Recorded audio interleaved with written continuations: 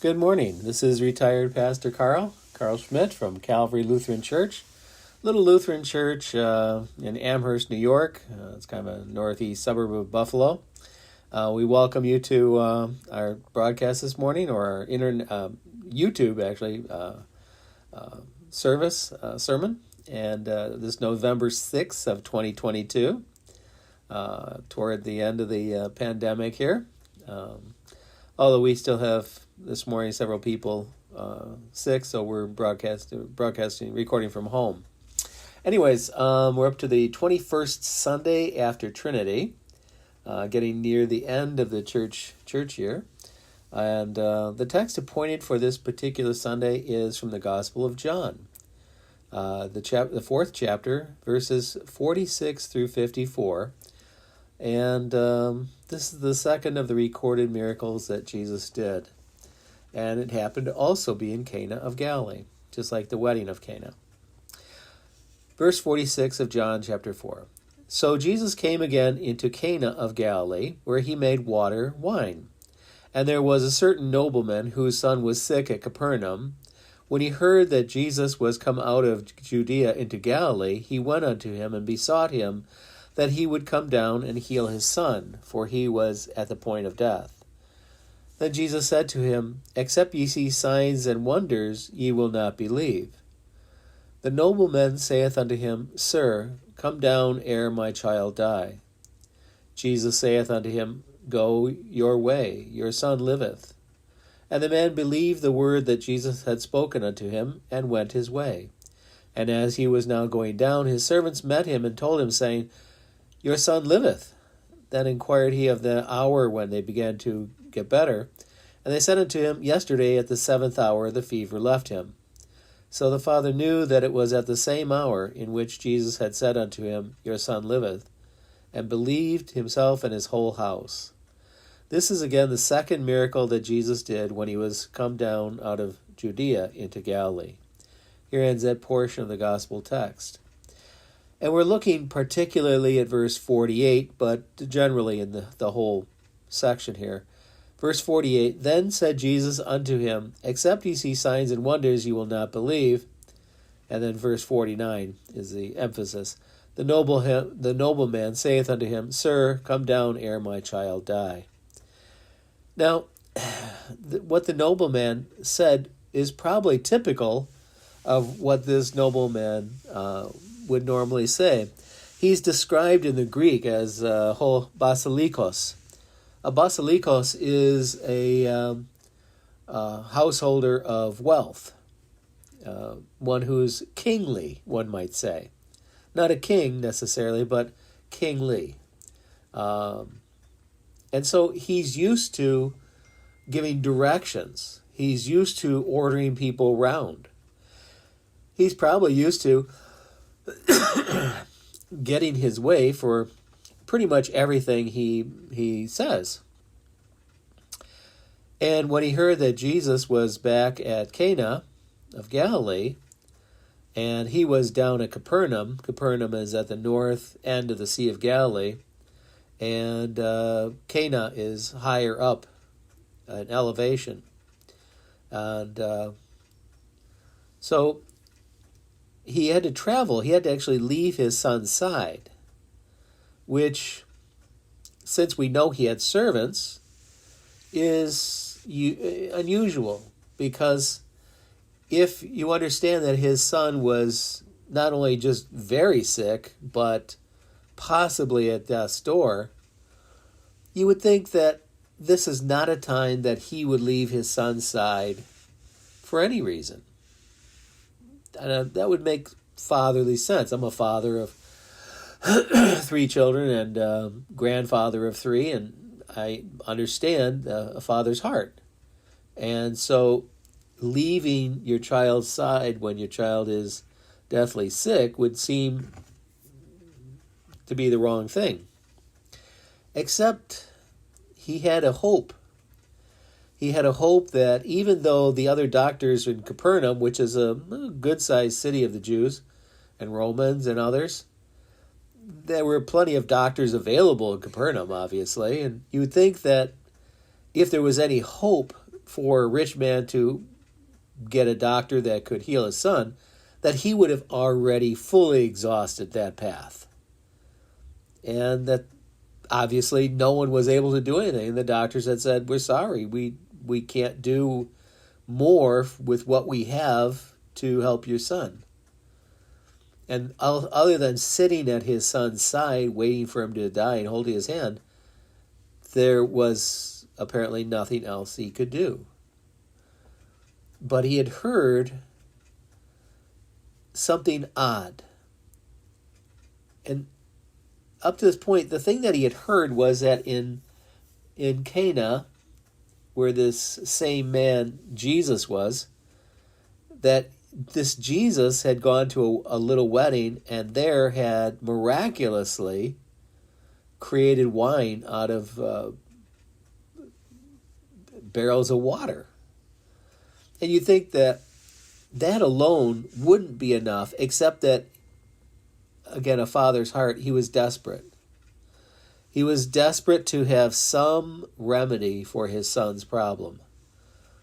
And so he left his son's side, traveled, going uphill from Capernaum, which is about 600 or so feet below sea level at the northern end of the Sea of Galilee. By the time you get to the Dead Sea, it's about 1,200 feet below sea level, another 600 feet down through the Jordan Valley. But here he had to travel uphill to get to Cana, so it was an arduous journey, but it was made with hope.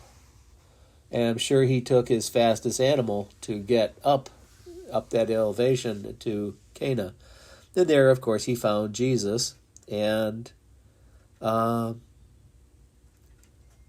he, as was his normal course of things, he ordered him. He said, look, he says, Kyrie, which the King James translates as Sir. Kyrie means Lord. It doesn't just mean Sir.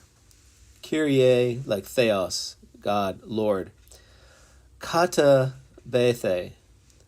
Kata bethe is from kata bino. It's a verb here. He's saying, Lord, come down. My son is near death. And katabino, from katabino, is he's second person singular, second aorist. In other words, it just drop what you're doing and let's go. But it's also an imperative. It's a command. It's like a sergeant would or give orders to a private in the military. And here, this Basilikos, this rich man, this kingly householder, gives Jesus a direct order, a command: come down, come to my house. When he says come down, it's obviously going downhill from Cana to Capernaum is downhill but considerably.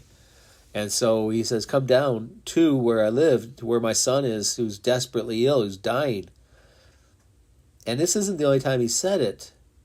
In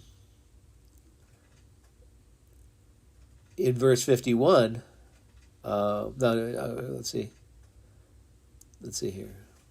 In verse 47, and besought him that he would come down and heal his son, for he was at the point of death. And then verse 49, come down ere my child die. So in both these cases, he's adamant that Jesus would come down. And the second time here, it's in the imperative as he speaks it to him directly. And so he's of the mind that this person who has done something miraculous might be able to heal as well. He's turned water into wine at a wedding. Maybe, hopefully, he can heal his son. He doesn't have any explicit guarantee that this is even possible, but it's better than anything else so far because nothing else has worked, and his son is near death now. He's left his son's side, and now he is of the mind to bring Jesus to where his son is, because in his mind, that's necessary for anything miraculous to happen. And Jesus has something else in mind. Jesus is about to teach him a lesson of what it means to believe, to trust something, to be convinced. See, believe, people talk about believing like it's big belief, little belief. It's not. The word pistoieo in Greek comes from peitho, to be convinced. To believe something is to simply be convinced of something. And he was convinced that this Jesus who he had now met was able to heal as well as do anything else, because he calls him Lord. And so he is saying, look, this is who you are. You can heal my son. And Jesus says, I don't need to go there. Go. Verse 50, Jesus said to him, go your way, your son liveth. And the man believed the word. He was convinced that what Jesus had spoken unto him was now going to happen. And of course, his servants ran to meet him and did meet him and said, look, your son's fine. The fever left him.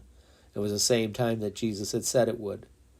And so, you see, the measure of faith is not having Jesus walk into your living room, do something miraculous. Totally unnecessary. And to be healed of an illness, that's miraculous, that's wonderful.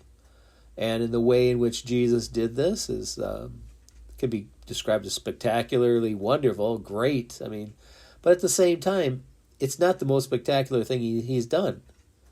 And faith, believing, trust in something else, even much more grandiose by far. Because Jesus has already risen from the dead. And as he is the first to rise from the dead, he has promised to us that in his rising from the dead, we too will also rise from the dead to a newness of life, to be with God forever, to be the wonderful children of God who are to live with God as his children forever and ever. You see, that to be convinced of that is faith. And it's not an amount. Some people think, oh, if I just had more faith. There is no such thing. That's like that's like saying, I wish I was more pregnant. You either are or you are not.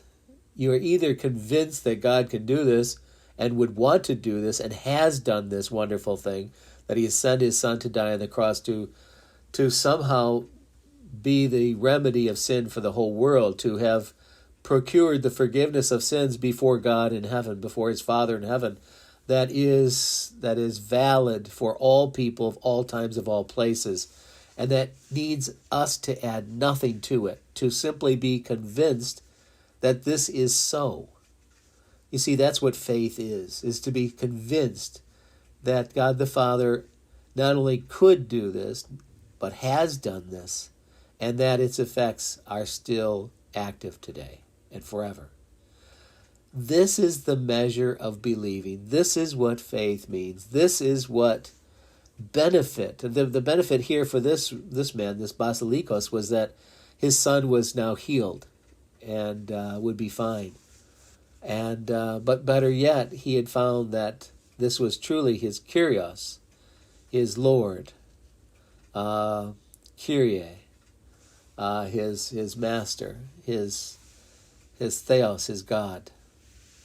And in our lives, this is the same thing. We have someone we look to, and this, to be convinced, even this is a gift from him. Else, how else could we be convinced that such a good thing would be happening for each of us?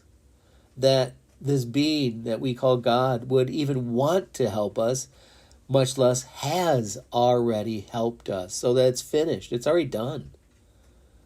And believing doesn't make it so. It's already so. Believing just extends the benefits to us. That's all. Something that's already ours. The sins of all the world are already forgiven. That's done. To be believing, faith, pistoieo or peitho, simply is to be convinced that it was done for me. And that's what this is about. So, Anyways, hope you have a good day. Jesus has died for the sins of the world. Done. And the sermon about this morning is simply that we'd be convinced that God loves us in such a way that He wants us to be His own and has made it happen. So, have a good day, enjoy yourselves, and stay well. Get your vaccinations, get your COVID vaccinations, get your flu vaccinations, and what other vaccinations your doctor recommends that would be good for you. Go out and get them. Help you out tremendously. All right, take care. This has been Retired Pastor Karl. Bye-bye.